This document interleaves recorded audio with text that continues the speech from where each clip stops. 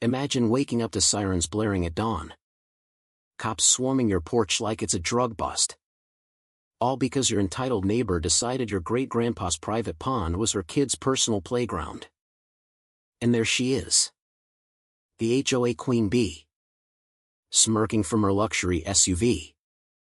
Phone out recording your humiliation as if it's her ticket to viral fame, until her whole world of fake deeds and forged power comes crashing down in the most satisfying takedown you've ever seen. In the rolling suburbs of Evergreen Meadows, Colorado, a place where picket fences hid petty tyrannies and every lawn was measured to the inch, lived Jack Harlan. A quiet widower in his mid-50s who'd inherited his family's modest ranch-style home on the edge of the development. The neighborhood looked like a postcard, manicured streets, kids on bikes, block parties with craft beer. But beneath the surface, it was a pressure cooker of absurd rules enforced by the Homeowners Association, where forgetting to recycle could earn you a fine faster than a speeding ticket. Jack's property backed onto a small, spring-fed lake that had been in his family since the 1920s, when his grandfather dammed a stream to water cattle. It wasn't some grand estate, just a serene spot with willows dipping into the water, where Jack scattered his late wife's ashes and fished on quiet evenings. The ripple of trout breaking the silence like old memories surfacing. He kept to himself, mowing his lawn on schedule, waving at passers-by. But rumors swirled anyway, whispers that he was antisocial, a recluse hoarding land, spread by those who envied the untouched slice of nature amid their cookie-cutter backyards. Enter Viv Caldwell, the HOA president. A sharp-dressed woman in her late 40s with a bob haircut sharper than her tongue and a smile that could sell ice to Eskimos. She ran the board like a mini-dictatorship, quoting bylaws with the fervor of a televangelist, all while her real estate side gig funneled new buyers into the neighborhood. Viv preached community harmony at every meeting, her voice honeyed with phrases like "for the greater good" and "upholding standards," but her rules were a farce. No holiday lights past January 5th. Mandatory beige mailboxes. And fines for unsightly bird feeders that might attract nuisance wildlife. Her son, Dylan, a 24-year-old content creator with more followers than work experience, had discovered Jack's Lake during a drone flight for his latest vlog. "Mom, this spot's gold, untouched wilderness vibes right in suburbia," he'd gushed. Eyes on dollar signs.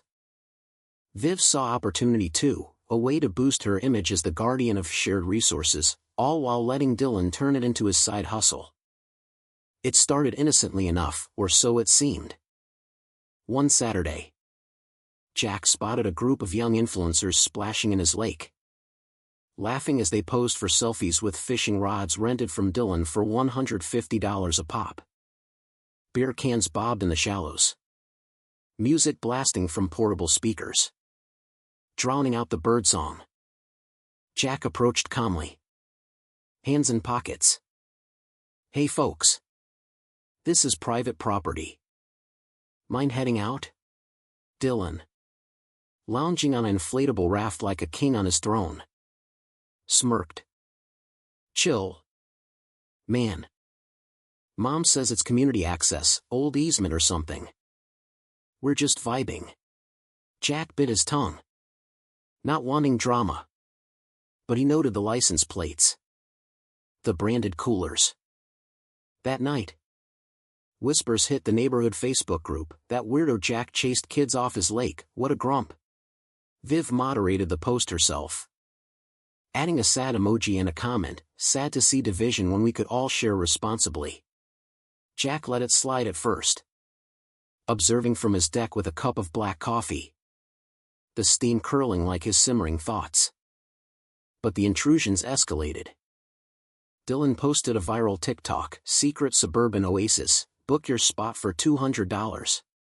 Strangers showed up in droves, trampling the wildflowers his wife had planted, leaving trash that choked the water's edge. Jack's dog, an old lab named Scout, barked endlessly at the noise. And the fish, his quiet companions, vanished from stress.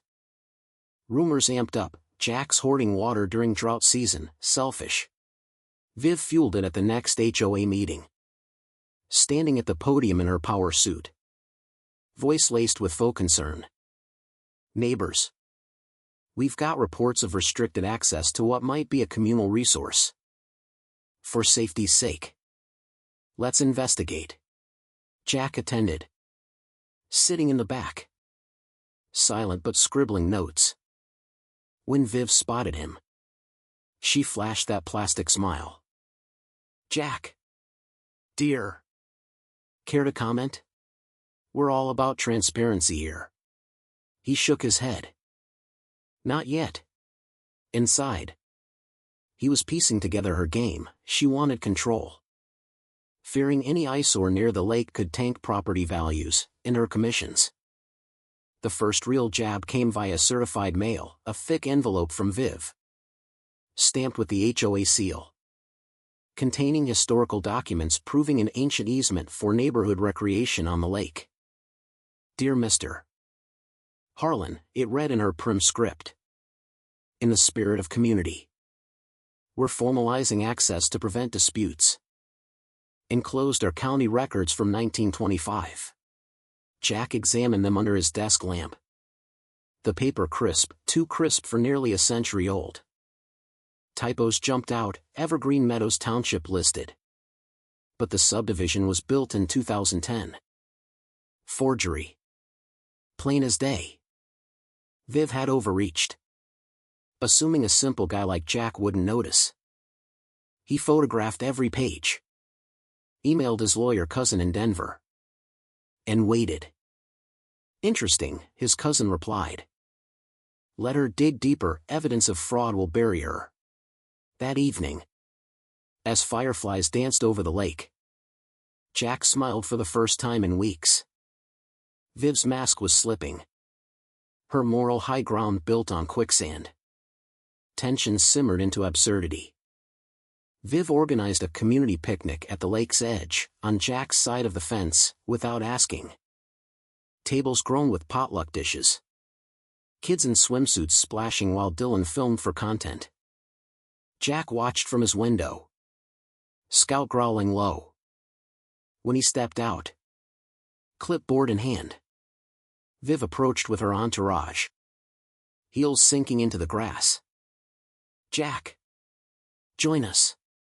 This is about unity. Her tone was patronizing.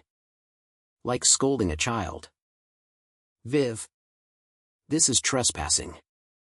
I've got the deeds, real ones. She waved him off. Laughing lightly. Oh. Honey. Those old papers? We've got updated surveys. Don't be that guy blocking fun for the kids. The neighbors murmured agreement.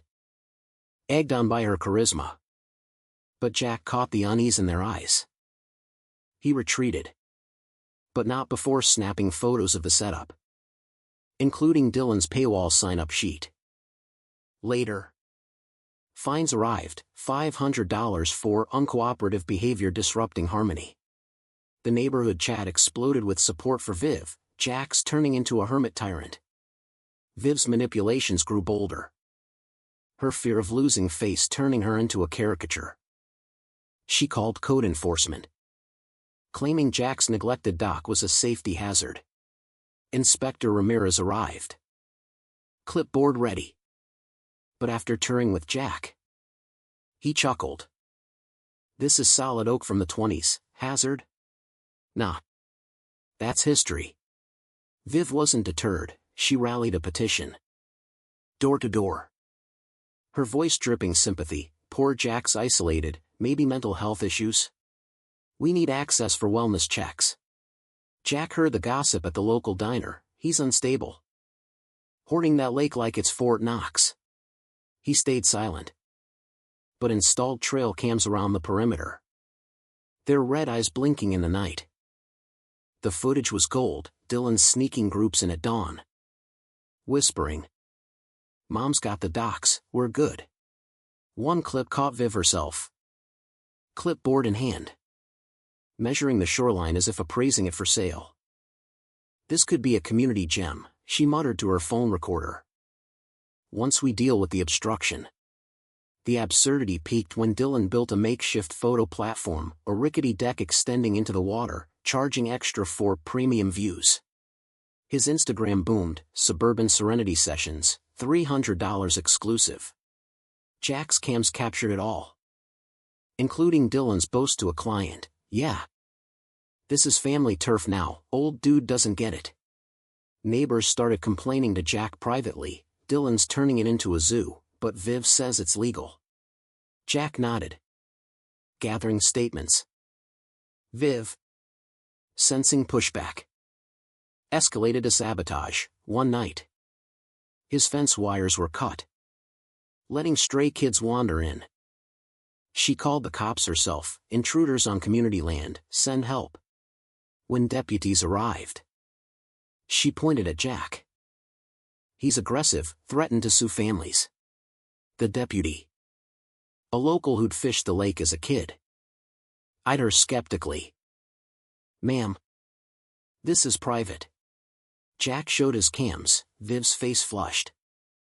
But she doubled down, "Misunderstanding, for the children." Jack's patience paid off as cracks formed in Viv's facade. Her HOA meetings turned chaotic, residents questioned the lake fund she'd started. Siphoning dues for legal research. "Where's the money going?" one asked. Viv smiled tightly. "Trust the process, it's for our standards." But Jack's lawyer had uncovered more. Viv's real estate license was under review for past discrepancies, and her husband's accounting firm handled HOA books, Conflict City. Jack filed a quiet complaint with the state board, attaching cam footage of trespasses. Dylan's posts provided timestamps, fraud in 4K. Viv panicked, calling an emergency meeting. "Jack's waging war on progress," she declared, voice cracking. "He's the real bully." But whispers grew, "Why is she so obsessed with that lake?" The boiling point hit when Jack's cams caught Dylan and pals vandalizing his pump house.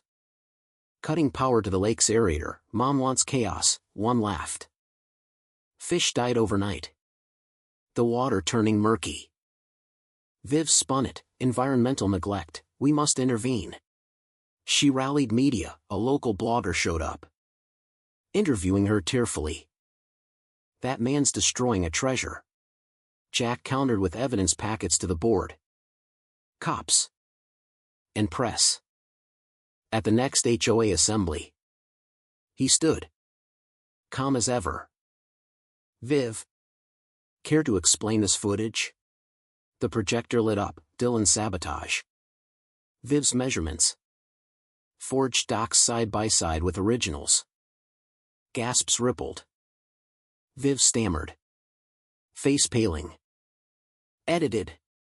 Fake news." But the room turned, resigned, chance erupted. Her allies fled, one confessed, "She pressured us." In the fallout, Jack's lawyer unleashed hell, lawsuits for fraud, trespass, defamation. Viv's docs were debunked in court, amateur Photoshop, stamps from a craft store. Dylan's empire crumbled, sponsors bailed after tax evasion probes. Viv lost her HOA throne in a landslide vote. Fined $100,000. Her real estate gig revoked. The neighborhood breathed free, absurd rules repealed. Picnics now voluntary. Jack's lake restored. He hosted a quiet gathering for true neighbors, sharing stories under the stars. Viv slunk away, selling her house at a loss. Her harmony exposed as hollow control. But here's the twist that lingers: was Jack too patient, letting the chaos brew? Or was his silence the ultimate weapon against a system rigged for the loud? Who's the real villain in a world where community masks greed, the quiet defender or the vocal oppressor? Drop your thoughts below, right or wrong.